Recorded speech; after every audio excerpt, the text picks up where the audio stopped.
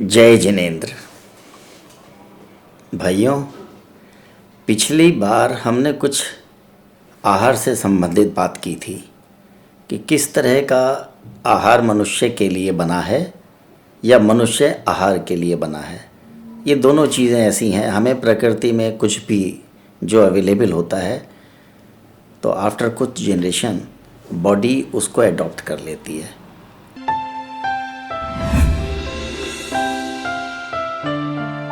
हमारी जो बॉडी करोड़ों साल में डेवलप हुई, उस समय मनुष्य ने आग पे खाना बनाना नहीं सीखा था। तो लिहाजा जब हम डेवलप हुए तो कच्चा खाने से हुए, यानी जैसा हमें जिस फॉर्म में अवेलेबल था हमने खाने को उसी फॉर्म में खाया।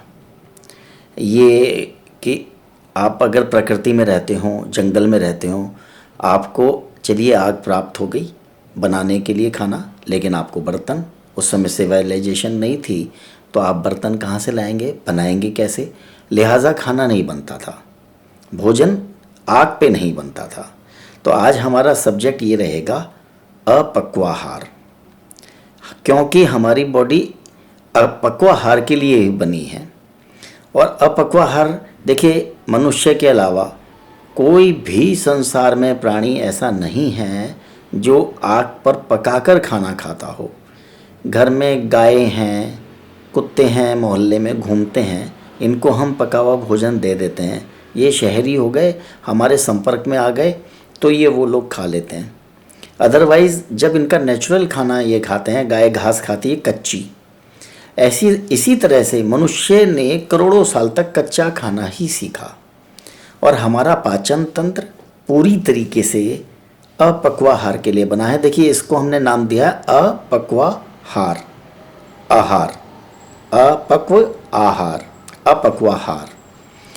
तो बिना आग पर पका हुआ खाना, देखिए आग पर पका हुआ खाना हम नहीं खाएंगे या नहीं खा सकते, या हमारी बॉडी उसके अनुकूल नहीं है। ये सुनने में आज आपको बात बहुत अजीब लगेगी, लेकिन पका हुआ भोजन तो हमें ईश्वर ने भी दिया है। वो है प्रकृति में पका हुआ, सूरज से पका हुआ। आम पेड़ पे पकता है, सूरज की रोशनी से पकता है। खरबूजा, तरबूज, कोई भी अनाज, गेहूँ, हर चीज़ ये पकती हैं सूर्य की गर्मी से, सूर्य के ताप से, सूर्य की रोशनी से और सूर्य के ताप से। तो ईश्वर ने हमें जो तपा हुआ खाना दिया, पका के खाना दिया, अब हमने ईश्वर को झुटला के मनुष्य ने अपनी अकल लगाई और खाना पका के खाना शुरू कर दिया, आग पे पका हुआ खाना। बर्तन बनाने की कला सीखी तो बर्तन से आग हमारे पास पहले थी, बर्तन के बाद आग में। और अब हमें ये देखना है कि अपक्वाहार किस किस चीज़ का किया जा सकता है। अपक्वाहार हम सबसे पहले हमारा आएगा फलों का। हम रसीले फल अपक्वाहार में सबसे पहले खा सकते हैं। देखिए, नदी आपसे बहुत दूर है, कुएं तो थे नहीं, इतनी कला थी नहीं कि हम कुएं खोद सकें, ना हमें पता है कि कुएं में पानी निकलेगा। आपको तालाब में पानी पीने जाना पड़ेगा या नदी पे पानी जाना पड़ेगा, या झोड़ में स्रोत जहाँ पर पानी के होंगे वो आपसे बहुत दूर हों, और सपोज़ वहाँ पे शेर बैठा हुआ है, उस समय आप जा नहीं सकते। एक लिमिटेशंस हो गई, बाउंडेशन हो गई कि आप वहाँ पे कब जा सकते हैं और कब नहीं जा सकते, है ना ये बात। तो आपको प्यासे भी रहना पड़ सकता है, उपवास भी करना पड़ सकता है। प्रकृति ने हमें कितनी चीज़ें दी हैं। एक फल का मौसम 15 दिन आता है, फिर उसके बाद दूसरा मौसम आने में, दूसरा फल आने में बीच में गैप पड़ जाता है। तो जो हमारे धर्मों में उपवास, खास तौर पे जैनियों में तो बहुत उपवास का सिस्टम है, बात बात पे उपवास, तो ये प्रकृति प्रदत्त थे और हम लोग आसानी से इसको कर सकते हैं अगर हम ईश्वर पे भरोसा करते हैं, अगर हम प्रकृति पे भरोसा करते हैं। तो हमें उपवास पे भी भरोसा करना चाहिए। एक फल जाता है, दूसरा फल आता है, उस बीच में हमें उस जगह को छोड़ के दूसरी जगह भी बसने के लिए जाना पड़ेगा जहाँ उस चीज़ की फसल है। पानी हमें फलों से मिलना चाहिए, क्योंकि बार बार हम नदी पे पानी पीने के लिए जितना फ्रिक्वेंटली हम हर 2 घंटे में 1 घंटे में पानी पीते हैं, उतनी जल्दी हम नदी पे नहीं जा सकते पानी पीने के लिए।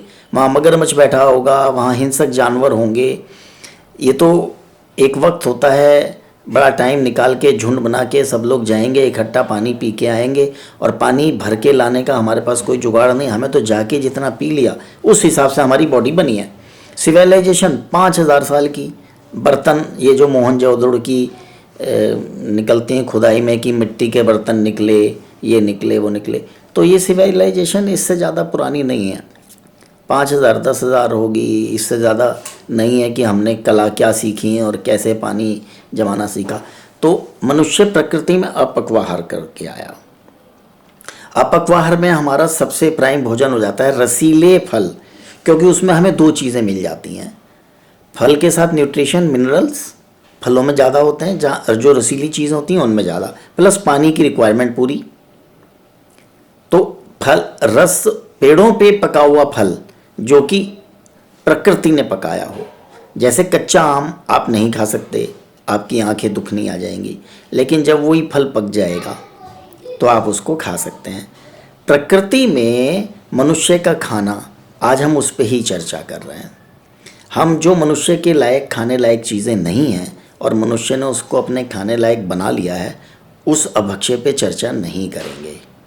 जैसे मीट है, मीट के बारे में कभी आपको कोई क्वेश्चन पूछना हो, मेरे से आप नहीं पूछ सकते, ना मुझे उसके बारे में पता है, और वो अभक्ष्य चीज़ें हैं, वो मनुष्य का भोजन नहीं है। हमें मनुष्य के भोजन पे बात करनी है, हमें अभक्ष्य पे या मनुष्य का भोजन जो नहीं है उस पे बात नहीं करनी। बस इतनी सी बात कि मनुष्य ने उसको अपने खाने लायक बनाने की कोशिश की है, उसके बड़े दुर्गुण हैं, इससे ज़्यादा मैं और कुछ नहीं कह सकता।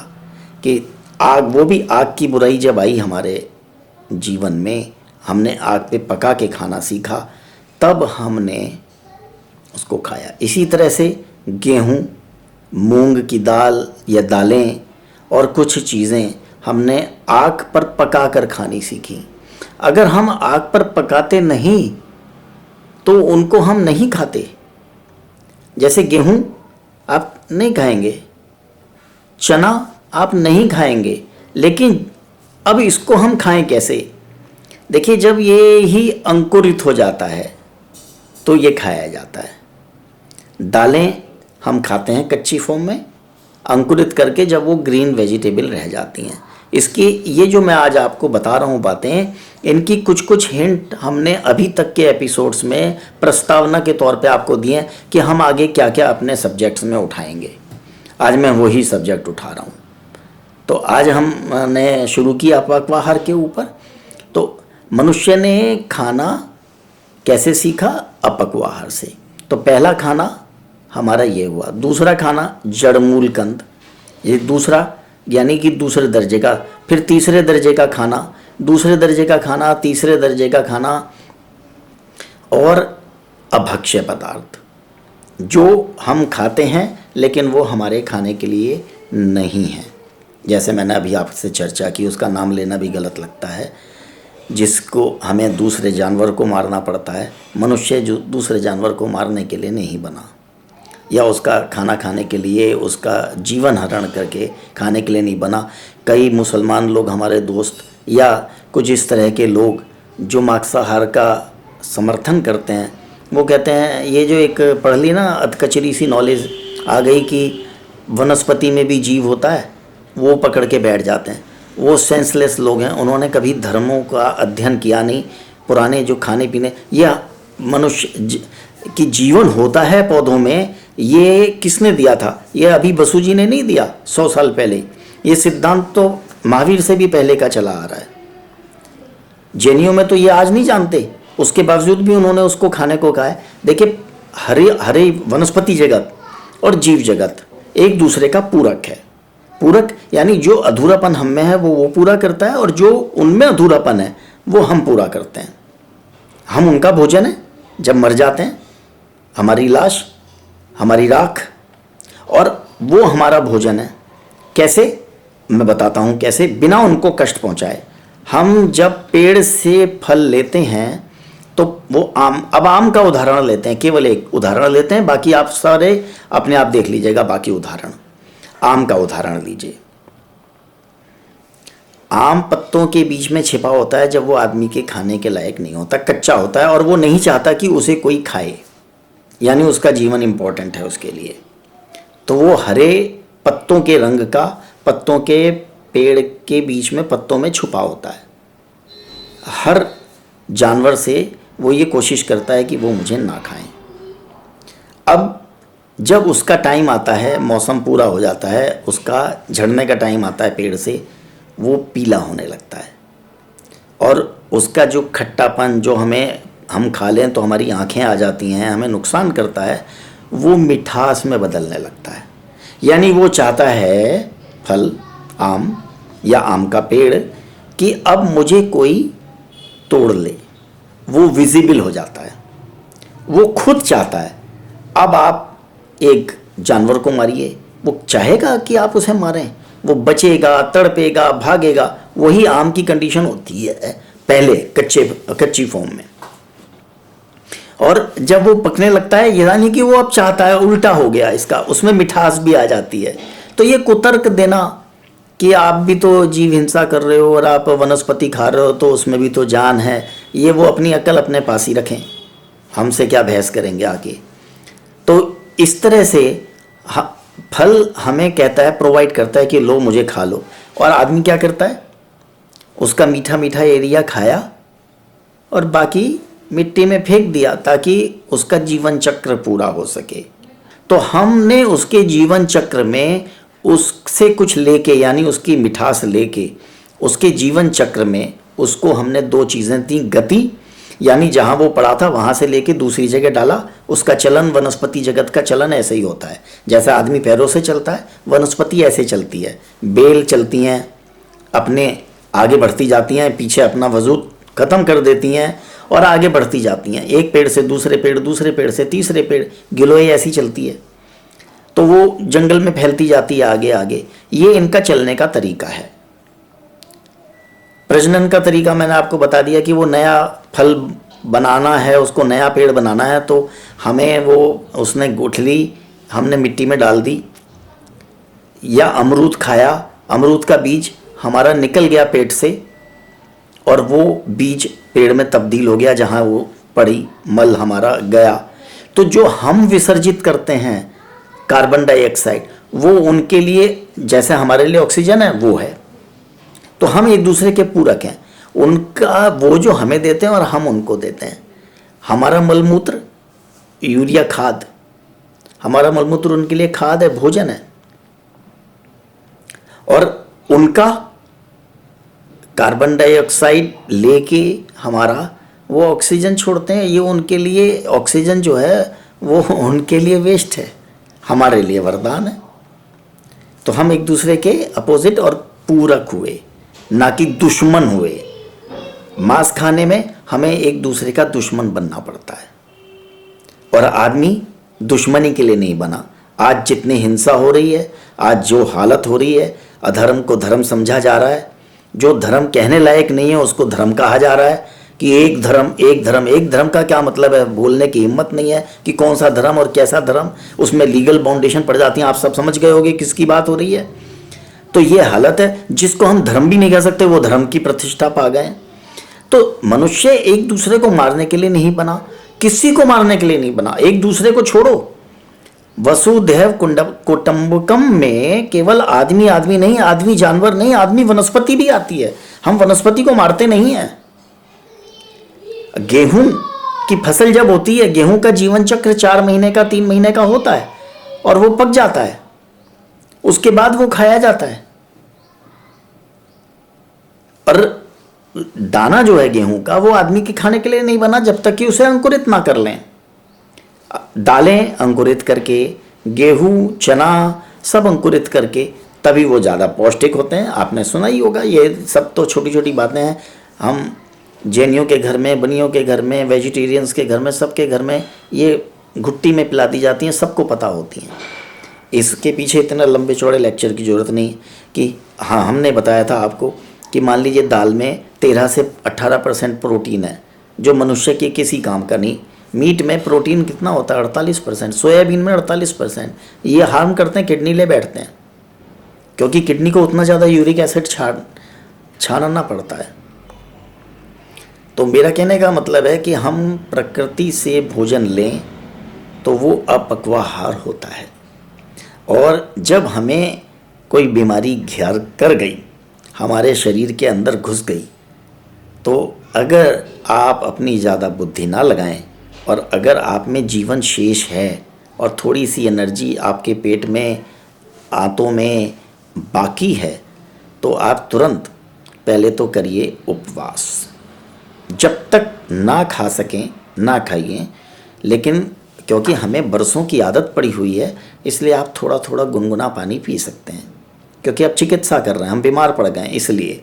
अदरवाइज़ प्रकृति ने गुनगुने पानी की व्यवस्था हमारे लिए नहीं की, एक्सेप्ट कि वो सूरज से ना तपा हुआ हो, जोड़ में पड़ा हुआ, वो ठंडा रहता है, इवोपरेशन उत्तर से होता रहता है, और घड़े के जैसा ठंडा पानी वो हमें जोड़ से, नदी से मिलता है, बहता पानी होता है, वो ठंडा होता है, लिहाजा और साफ़ भी हो जाता है।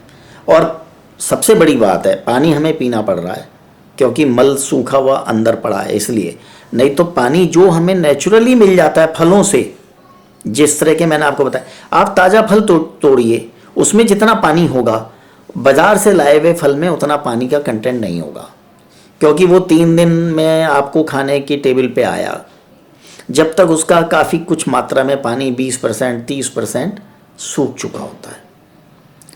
और बिल्कुल आप उसी समय तोड़ के खाते हैं तो वो आपको बहुत रसीला मिलता है, इतना रसीला मिलता है, अगर आप खीरा अभी अभी तोड़िए और उसको खाइए, पानी टपकेगा उसमें से। खरबूजा, तरबूज, आम, हर एक फल में उतना पानी होगा जितना आपको रिक्वायरमेंट है पानी की।